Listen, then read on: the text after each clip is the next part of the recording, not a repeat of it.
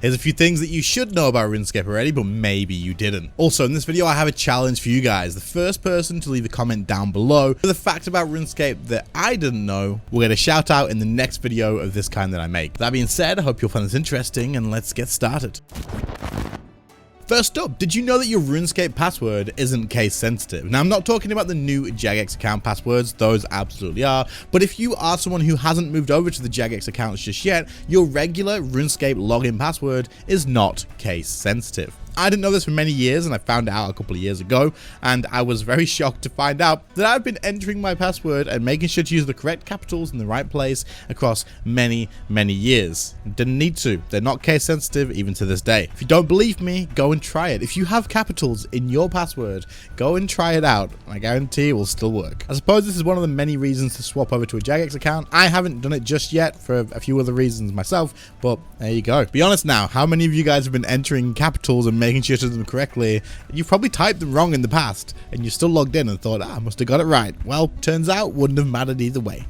This one is for the returning players of the game that have come back since being like, oh wait, we're getting a new skill and it's combat and it's necromancy. Holy crap. A lot of you guys have come back to the game lately and you've been starting getting back into your accounts and getting prepared. Well, this one will probably save you a bit of time if you didn't know it. You can now buy overload kits and super anti-fires on the Grand Exchange. You no longer have to make these potions, you can get them directly from the Grand Exchange from other players.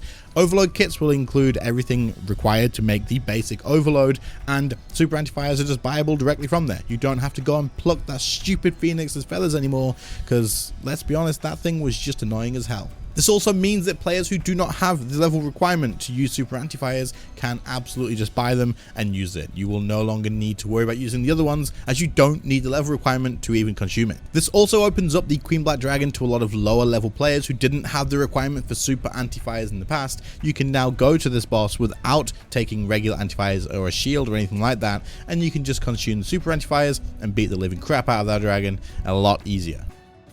Did you know that you can also get access to a fair bit more content from myself by heading over to the Patron link in the description and chucking $1 over there to help me stay full time, but also to unlock a fair bit of Patron only content which will continue to be uploaded as well, and all tiers get access to this, so thank you to anybody who does support. And let's get back to the video.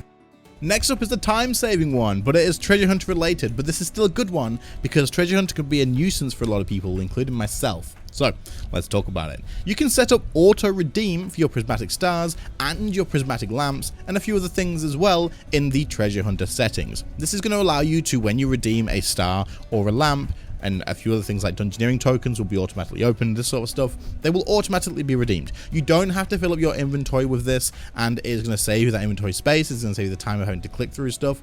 Unfortunately, you can't use this on like promotional things like bubbling lamps or the smoldering lamps, all that sort of stuff, but you can set it up for the regular ones. This is great for when you are maybe opening quite a few keys and your inventory is going to fill up and you have to then go to the bank and get rid of it. It keeps your inventory less clogged. But also when you're just like me and you find treasure hunters to be a nuisance and you're just like, oh please, just it's worth doing because it's bonus XP and it can have like GP prizes and stuff, but it's just an annoying thing to do. So you click on the stuff and then it goes to your inventory, you got to redeem it. Well, this way, if you do get lamps, if you do get stars, automatically done and you can move on with your day.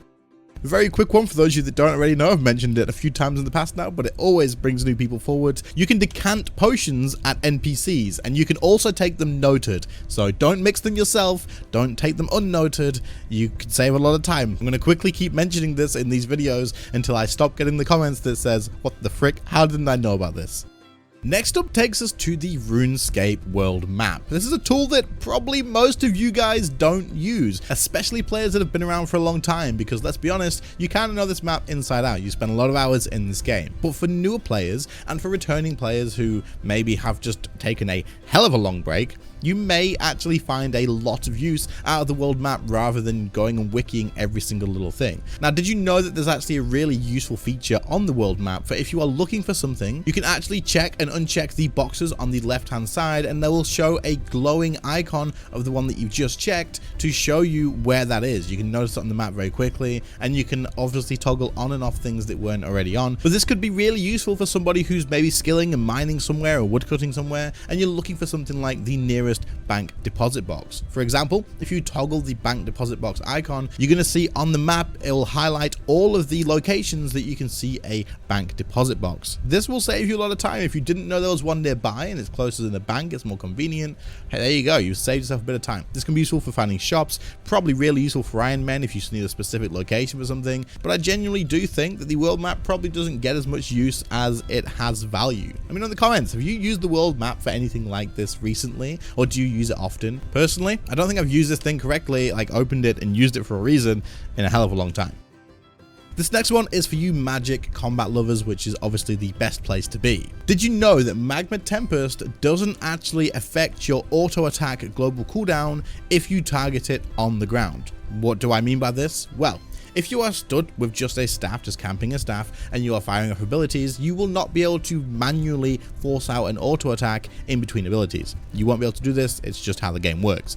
However, if you use Magma Tempest on the ground near your target and not on the target, you will be able to force out an auto attack of any kind just before firing your next ability. This is kind of like Fortic auto attacking, but without the switching to do Fortic auto attacking. This could be really useful for people who do staff camp but want to get a extra auto attack in for a bit of damage, or the best one in my opinion is applying Smoke Cloud. If you are someone who likes to apply Smoke Cloud to bosses but you don't want a Fortic to do it, maybe you messed up applying it at the beginning of a boss fight or it's run out of cooldown. Well, if you just use Magma Tempest on the ground beside a boss, you can actually then reapply Smoke Cloud and use your next ability without it interrupting you. So this is a convenient way to fire off autos or apply Smoke Cloud and stuff like that without having to Fortic auto attack. Pretty useful in my opinion. Keep in mind you have to target the ground with this. If you target the thing that you're attacking, it won't allow you to use that auto attack. Most of you guys are probably going to know this one, but for those of you that don't, this is going to be pretty useful. The altar is War's Retreat, resets your cooldowns on all of your abilities except a few, such as like the Staff of Armadyl spec. But if you have anything else, you've used Barricade, you've used anything over at the dummies or anything like that, and you need to reset it, you can just go to this altar and it will reset it for you. This is going to be useful in places like, for example, I go to Masuta and I always use Devotion to stall my adrenaline, which I don't need to do anymore because of the Zamarakian box, but I still do it, and then I don't have Devotion ready for when he spins and I pretty much die. So instead I teleport out, I reset my cooldowns on the altar here so I don't have to wait and I can get straight back in. This is pretty useful to know about, and if you didn't know it, then there you go. However, this is a two-part one because the crystals in War's Retreat, the adrenaline ones, actually have an extra effect as well. If you've used your adrenaline potion and it is on cooldown, using one of the adrenaline crystals in War's Retreat will not only give you more adrenaline to charge up, but it will actually reset the cooldown on your adrenaline potion as well. Of course, this is helpful for people doing speed kills and you've got a cooldown on your adrenaline potion, or for someone who's gone into a fight, used your adrenaline pot at the wrong time by accident, had to teleport out to reset, and you don't want to just stand around and wait for your adrenaline potion to come back off a cooldown because you want to be able to use it at the right time again. So you can use these to reset both of them, and like I say, mostly common knowledge, but for those of you that didn't know, definitely worth knowing about. Finally, for those of you who are doing Reaper tasks, and if you're not, you should be doing them. I don't really do them as much as I should be, but they are definitely worth it. Anyway, you can buy a buff from Death called the Reaper's Choice. What does this do? Well, let me tell you. Whenever you get a Reaper task from Death, you will have a random chance to be able to select which boss you want to do. So normally you talk to Death and you say, give me an assignment, and he sends you off to kill something stupid like the Arglacior. Who wants that boss? Not me. Screw that boss. However, if you have the Reaper's Choice, sometimes it'll pop up with a window and you can actually just pick the boss from the list of bosses that you want to have the assignment on. Of course, some bosses give more points than others, but also you're just going to probably fancy doing a different boss some days than some of the other ones instead. It's definitely a nice little addition to have. And if you already have a boss in mind that you want to grind that day, you get your task and you get to pick it, it feels even better. You get yourself some Reaper points and you get some Slayer XP, and you're still killing the same boss that you planned to do in the first place. There you go. Quite a few things that you should have already known about in RuneScape, but maybe you didn't. Hopefully you didn't know all of them. Hopefully there was some value in this video for you. If not, then hopefully just entertainment anyway. But if you did enjoy the video, please do leave a like on it. Sub to the channel if you are new around here. And also do check out the Patron if you're interested in getting some more content, which is more like gameplay stuff, stream edits, all that sort of good stuff. And I'll continue to post some more stuff over there. There's a link in the description. Otherwise, current channel members and Patron subs, thank you all so much for your support on the channel. It helps out more than you probably know. So thank you very, very much. It is incredibly appreciated. But your names will have been on screen through the outro of this video. You guys are absolutely awesome. You keep me full time. So thank you again. Anyway, other than that, thank you all so much for watching too. I very much appreciate that too. And I'll catch you all in the next one. See you later, guys. Bye.